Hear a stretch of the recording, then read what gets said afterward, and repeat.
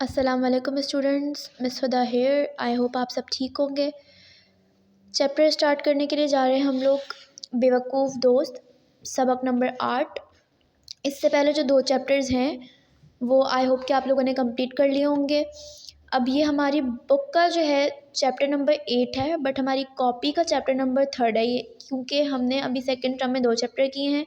अभी हमारा 3rd chapter है, बट बुक का कौन सा चैप्टर है? सबक नंबर 8, बेवकूफ़ दोस्त। कहानी बहुत इंटरेस्टिंग है, आगे पढ़ेंगे तो मज़ा आएगा बहुत। ठीक है। एक जंगल में नदी के किनारे एक मेंढक और चूहा रहते थे। दोनों गहरे दोस्त थे। एक जंगल के किनारे कौन रहते थे? नदी के किनारे एक जंगल में नदी के किनारे मेंढक और चूहा रहते थे। दोनों बहुत ही पक्के दोस्त थे, बहुत अच्छे, दोनों की आपस में बहुत बनती थी, बहुत ज़्यादा दोनों गहरे दोस्त थे। दोनों अपनी अपनी खुराक खाने के बाद वापस आते तो आपस में बैठकर उधर उधर की बातें करते।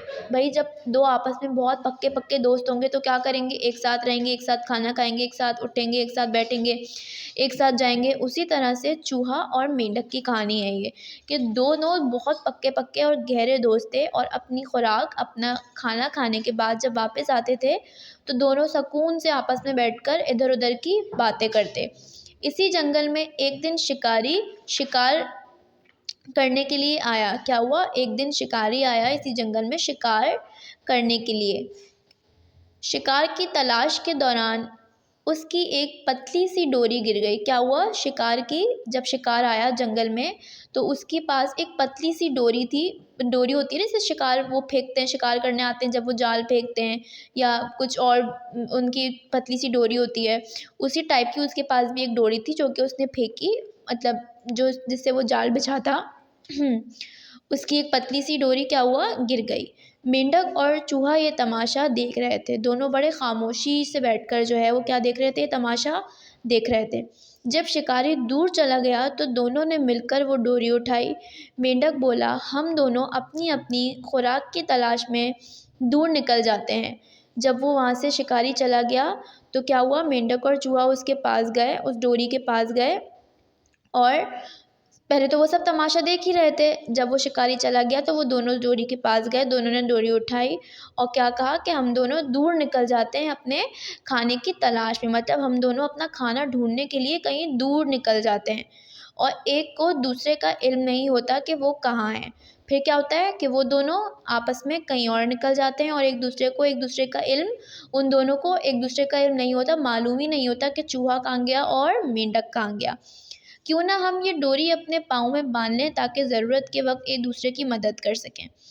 क्या हुआ भाई? दोनों ने कहा कि भाई क्यों ना ये जो डोरी हमें मिली है हम अपने पाँवों में बांध लेते हैं, ताकि जो है वो हमें मदद मिल सके, ताकि हम दोनों एक दूसरे को जान सकें कि हम कहाँ हैं।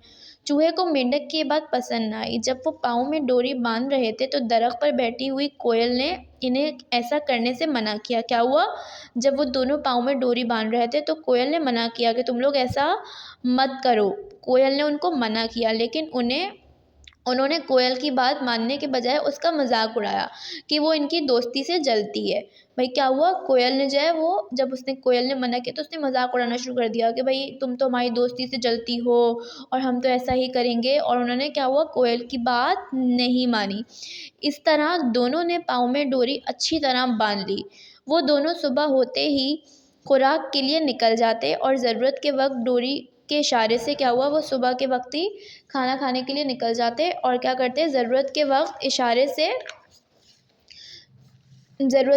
इशारे से एक दूसरे को बुलाते।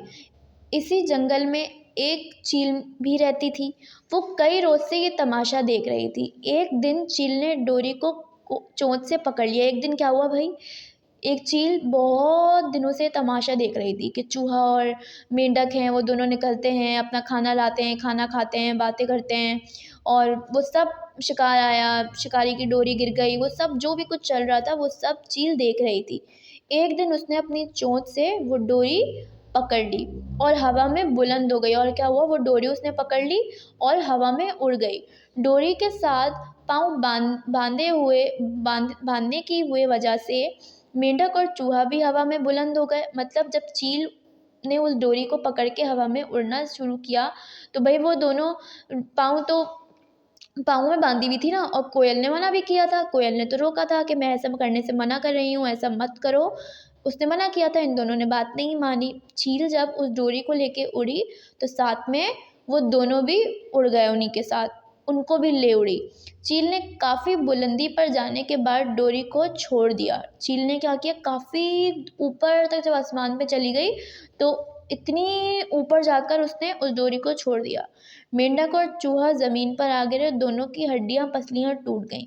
मेंढक और चूहा क्या हुआ, जब उनको चील इतना ऊपर लेके चढ़ी, जब कोई इतने ऊपर से नीचे गिरेगा तो कुछ ना कुछ तो फ़र्क पड़ेगा ना। उसी तरह से जब उसने नीचे फेंका तो क्या हुआ, उसकी हड्डी पसली दोनों की टूट गई। चील ज़मीन पर आई और मज़े ले लेकर दोनों का गोश्त खा गई। चील उनको क्यों लेकर गई थी, पहले उन दोनों को लेकर गई आसमान पर, फिर उस आसमान पे दोनों को नीचे फेंका ताकि दोनों क्या हुआ, इतनी बुरी हालत में हो जाएं और फिर वो उनका आराम से दोनों का गोश्त खा सके। और यही हुआ, चील ज़मीन पर आई और मज़े लेकर दोनों के गोश्त खा गई। इस तरह दोनों को अपनी बेवकूफ़ी की सज़ा मिल गई। इस चैप्टर में क्या था कि जब कोई बात मना की जाती है या कोई भी हमें किसी भी बात के लिए टोकता है या कोई भी कुछ भी मना करता है तो उसके पीछे कोई ना कोई रीज़न ज़रूर होता है। कोई भी बिला वजह फ़ज़ूल में हमें नहीं टोकता, कोई ना कोई वजह ज़रूर होती है हमें रोकने की, हमें समझाने की, हमें मना करने की। उस कोयल ने तो मना किया था, मगर इन दोनों ने अपनी की, और अपनी करने का नतीजा क्या हुआ, उन दोनों को चील खा गई। चैप्टर बहुत मज़े का है, आप लोग भी पढ़िएगा, पूरी कहानी की तरह है चैप्टर। बहुत ज़्यादा इंटरेस्टिंग चैप्टर था ये वाला, और आई होप अच्छे से समझ में भी आया होगा।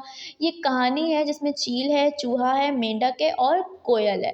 ठीक है, कुछ समझ में ना आए आके आप लोग मुझसे पूछ सकते हैं। चैप्टर का काम उसी तरह से व्हाट्सएप पे दूंगी जिस तरह से देती हुई आ रही हूँ। ठीक है, थैंक यू।